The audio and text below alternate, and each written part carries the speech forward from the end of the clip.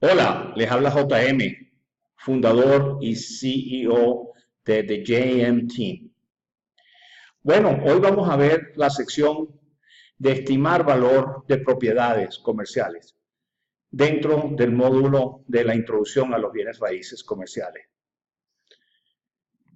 La evaluación de propiedades probablemente es la actividad más importante y crucial en la práctica de bienes raíces.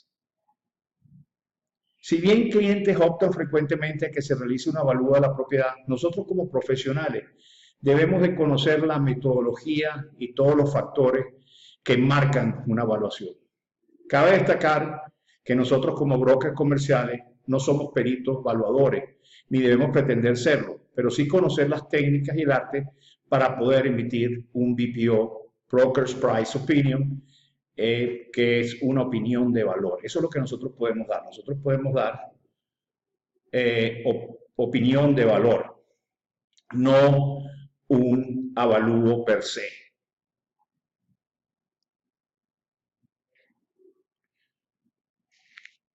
Si estamos trabajando con vendedores propietarios en una captación exclusiva, es fundamental que conozcamos el rango de valor más probable de mercado de la propiedad. Recuérdense, nosotros en los BPO o en la opinión de valor de los brokers no damos un precio, damos un rango de precio.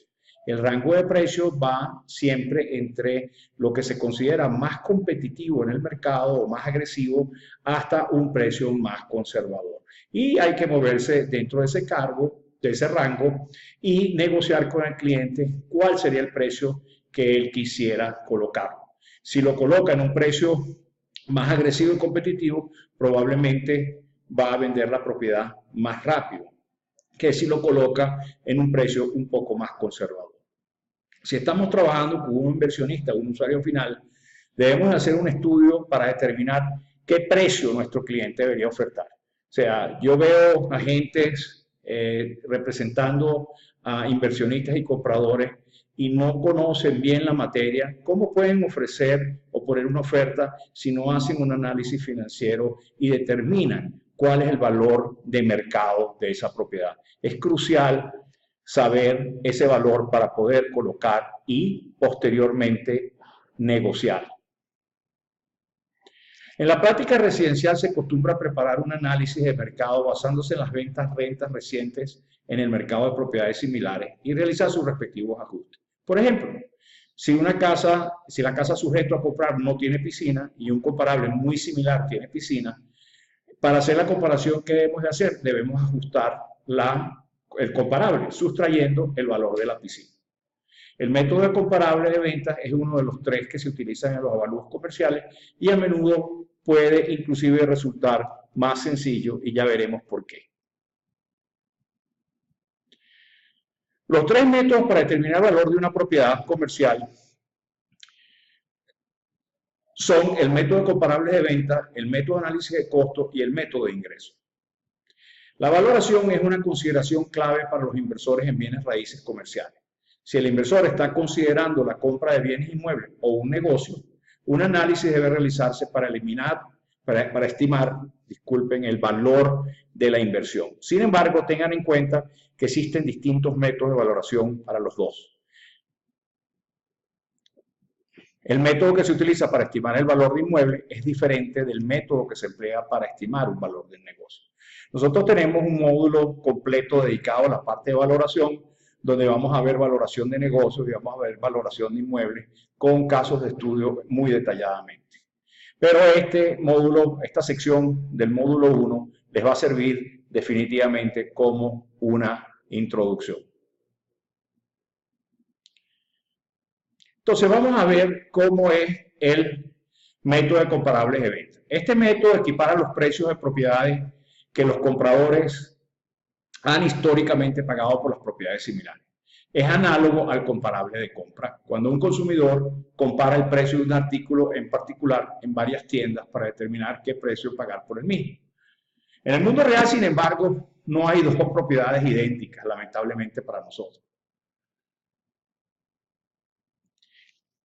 ¿Cómo se efectúa el análisis de comparable de venta? Lo primero, vamos a encontrar propiedades que se hayan vendido o alquilado recientemente en el mercado.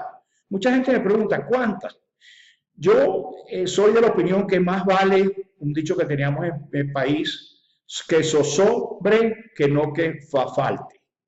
Entonces, mientras más propiedades podamos escoger, mejor va a ser nuestro comparable, porque esas propiedades que nosotros escogemos, probablemente vamos a tener que descartar una o dos y quizás hasta tres, porque están fuera del lote del mercado. Entonces, yo estimaría que se deberían de usar por lo menos 6 comparables o obtener por lo menos 6 comparables. Después estos comparables se ajustan con la variante, se realizan los ajustes netos y después se promedia el precio de los comparables, descartando aquellos que están fuera de rango razonable de comparación. El método de análisis de costos es un método de reposición. Quiere decir que estamos replicando la propiedad el día de hoy. Se conoce también como método de reemplazo y se basa en reproducir los costos de la misma propiedad y sustraer la depreciación de la misma. Ya les voy a explicar qué es. La depreciación puede venir de 3 fuentes: deterioro físico, obsolescencia física y obsolescencia externa. Deterioro físico no es más que el desgaste, el deterioro normal por uso de la propiedad.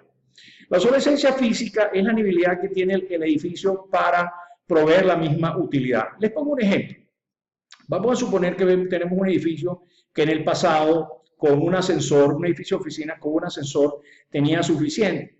Pero a medida que se fue aumentando las necesidades, a lo mejor ese ascensor no es suficiente para el edificio. Entonces es muy difícil que construyamos otro ascensor en un edificio cuando tiene un solo eje de ascensor. Tendría que construirlo probablemente por fuera, encareciendo mucho el costo. Entonces eso es una obsolescencia física, es la inhabilidad que el edificio provea la misma utilidad. Y la obsolescencia externa, como dice el nombre, son debido a factores externos. Por ejemplo, un área que cuando se desarrolló en las propiedades era un área buena y posteriormente se ha ido convirtiendo en un área, por ejemplo, de crimen, de inseguridad. Eso le da una depreciación por obsolescencia externa. ¿Cómo aplicamos el método de análisis de costo? Lo primero, estimamos el costo para construir el mismo edificio. ¿Cuánto me cuesta por metro cuadrado hoy construir el edificio? Estimar las diferentes formas de depreciación. Yo les recomiendo que no se enreden mucho en esta parte. Lo que consideraría yo sería la depreciación normal del edificio. Hay países que tienen 40 años de depreciación, otros que tienen 50 años de depreciación. Entonces, esa proporción la podrían incluir. Estimar las diferentes formas de depreciación, calcular la depreciación total, estimar el valor del terreno y añadir de regreso el valor del terreno al precio depreciado. Por supuesto, depreciamos el edificio, la construcción, no vamos a depreciar la tierra. Este método a mí me gusta mucho para fijar una especie de techo en el valor de la propiedad, inclusive sin haberla depreciado. Yo la coloco nueva y la coloco con el nuevo terreno, en la nueva construcción, y va a ser difícil que nadie quiera pagar un precio superior a ese. Entonces, eso podría ser una buena vía para educar a nuestros clientes en cuanto al precio que tiene su propiedad. La falta de datos se utiliza generalmente cuando tenemos una falta de datos de comparables en el mercado. El edificio o la propiedad es de uso especial, por ejemplo, un club social. Clubes sociales no se venden todos los días, ¿no? Un club de golf, por ejemplo, lo mismo. Y para propiedades de nueva construcción. Estas son las 3 situaciones donde se utiliza y es muy preciado el método de reposición o de reemplazo. Método de ingreso es el tipo más popular, es el enfoque basado en el método de valoración de los ingresos. Este método se basa en la premisa que existe una correlación entre el ingreso que produce la propiedad y su valor. Existen 2 métodos basados en el ingreso de la propiedad. Y por supuesto, si yo tengo un edificio, digamos, de arquitectura mediana, a lo mejor un poco feíto si se quiere, está 100% alquilando, devengando buenas rentas y con unos gastos operativos bajos, incluyéndome un guión impresionante. Y al lado tengo un edificio que tiene mármol, todas las amenidades y está vacío. ¿Cuál edificio vale más? Definitivamente el feíto, porque es el que está produciendo ingresos. En ese momento, por supuesto, si tiene un plan para poderlo alquilar y todo eso, pues podría subir, tener un valor sustancial. Método de capitalización directa y método de flujo de caja descontada. Esos son los dos métodos que utilizamos para los ingresos. El método de capitalización directa es el de la tasa de capitalización. Si dividimos el ingreso operativo neto por la tasa de capitalización, nos da el valor. En la sección anterior vimos unos ejemplos sobre esto y vimos qué poderosa es esta fórmula. Yo puedo conseguir el valor si tengo el ingreso operativo bruto y la tasa de capitalización. Hay otro método que se llama el método de los ingresos brutos, que yo no lo he utilizado en los casi 20 años que tengo practicando bienes raíces comerciales, porque no me parece representativo. Y les explico por qué.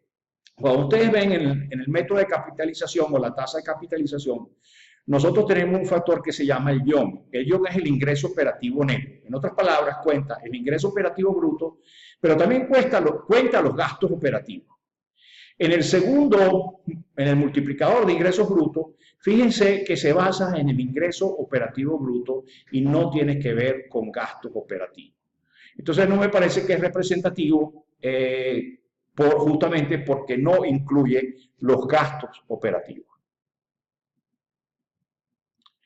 Vamos a ver otro ejemplo.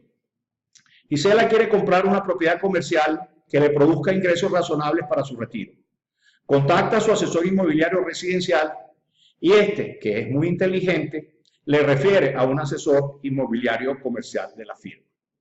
Gisela sostiene una junta con el asesor comercial y le indica lo siguiente.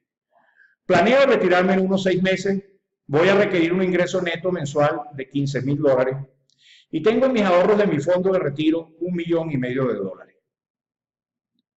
Por favor, consíganme unas propiedades que me cumplan este requisito. Si las tasas de capitalización promedio en la zona donde el cliente quiere comprar son del... Bueno, de regreso, espero que todos lo hayan resuelto.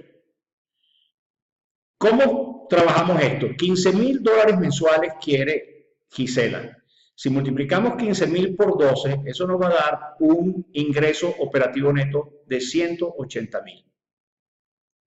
La tasa de capitalización va a ser igual a los 180,000 dividido por el $1,5 millones, que es lo que tiene ella para invertir, quedándome una tasa de capitalización del 12%. Si las tasas de las horas son del 14, Gisela podría comprar una propiedad con menos inversión. Probemos esto. Si dividimos entonces 180,000, que es el YOM, dividido por la tasa de capitalización de la zona, que es 14%, me daría 1.285.714. Digamos, 1.285.000. La opción 1 es que guarde los 225,000 o $215,000 que le quedan para imprevistos. Que compren una propiedad de $1,5 millones, la cual le va a producir en base a las tasas de capitalización más ingresos, en vez de 15,000 le va a producir 17,500. Otra opción podría ser que comprara otra propiedad por los $215,000 y la otra es comprar una propiedad, por ejemplo, de 500,000 y apalancándose con el banco. ¿Cómo encontrar las tasas de capitalización? Las tasas de capitalización se encuentran en diversas fuentes de reportes económicos y financieros. Sin embargo, lo mejor es que nosotros, como he dicho siempre, conocer el mercado, que nosotros sepamos calcular nuestras tasas de capitalización. Para aprender a cómo calcular las tasas de capitalización, lo vamos a ver en el módulo de evaluación específico que tenemos. Recuérdense que estas secciones son están dentro del módulo de la introducción de los bienes raíces comerciales. Tenemos un módulo específicamente diseñado para la evaluación y ahí les voy a enseñar cómo calcular tasas de capitalización. Cabe señalar que la tasa de capitalización es inversamente proporcional al valor de la propiedad. En otras palabras, propiedades premium tienden a tener tasas de capitalización bajas, mientras que las propiedades no tan premium tienden a tener tasas de capitalización más altas. Quiero que se lleven esto claro a casa. La tasa de capitalización depende del tipo de propiedad y depende de la ubicación de esa propiedad. Pero sin más, espero que hayan aprendido en esta sección bastante. Ya vamos adentrándonos a materia, como quien dice. Espero entonces que lo hayan disfrutado. Nos vemos, hasta la próxima.